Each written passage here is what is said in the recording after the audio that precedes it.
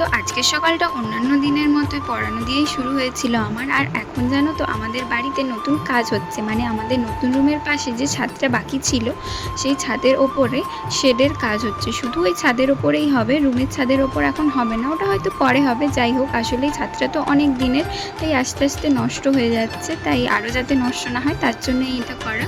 আর এখন আপাতত এই রডগুলো বাঁধা হয়েছে, জানি না এগুলোকে কি বলে। তো টিনের কাজ এখনও হয়নি, কয়েকদিনের মধ্যে এগুলো হয়ে যাবে।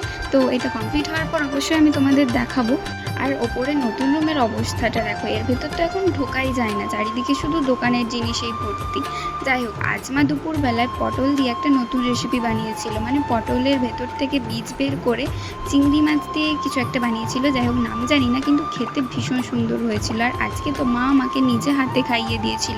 অনেক দিন পর আজ আমি মায়ের হাতে খেয়েছিলাম। মায়ের হাতে খেতে না আমার ভীষণ ভালো লাগে। তারপর খাওয়া দাওয়া করার পর আমি একটু টিভি দেখছিলাম। আর আমি একটা জিনিস বুঝতে পারি না, যখন আমি এমনি টিভি দেখি তখন তো সব কিছু ঠিকই থাকে, কিন্তু যখন আমি টিভির ভিডিও বা ছবি তুলি তখন কেন টিভির স্ক্রিনটা এভাবে নাচতে শুরু করে দেয়।